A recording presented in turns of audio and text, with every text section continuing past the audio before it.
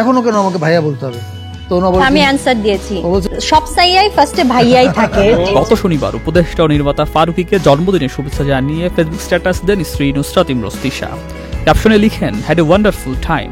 জন্মদিন উদযাপনের 5টি ছবি শেয়ার করেছেন তিনি, যেখানে দেখা যায় কন্যা ইলহাম নুসরাত ফারুকীকে দুপাশ থেকে জড়িয়ে ধরে হাস্যোজ্জ্বল ছবি তুলেছেন তিশা এবং বার্থডে বয় ফারুকী। সোশ্যাল মিডিয়াতে ছবিটি মুহূর্তে ভাইরাল, যেখানে ফারুকী ও তিশার শুভাকাঙ্ক্ষীরা মন্তব্য করেছেন এ যেন রাজা রানীও তাদের রাজকন্যা। তাছাড়া অনেকেই তাদের শুভ কামনা জানিয়ে লিখেছেন, উদযাপন ঘরোয়াভাবে হলেও স্ত্রী তিশার আয়োজন ছিল বেশ চমকপ্রদ। গুণিয়ে নির্মাতা দায়িত্ব নিয়েছেন সংস্কৃতি মন্ত্রণালয়ের, তবে রাজনীতিতে যোগ দিয়ে আবারও কি এই মন্ত্রণালয়ে স্থায়ী হবেন? চলচ্চিত্র জগৎ সংশ্লিষ্টদের আশা আকাঙ্ক্ষার হাল ধরবেন তা নিয়ে জনমনে কৌতূহল থেকেই যায়। এছাড়া ঘরোয়া আয়োজনে সামিল হয়েছিলেন চলচ্চিত্র নির্মাতা আশফাক নিপুণ, অভিনেত্রী মেহেজাবিন চৌধুরী, সাবিলা নূর, জেফার সহ আরও অনেকে। সুকান্ত সরকার, channel I.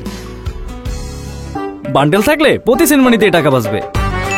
BKash send money bundle কিনে জিতুন প্রতি লেনদেনে।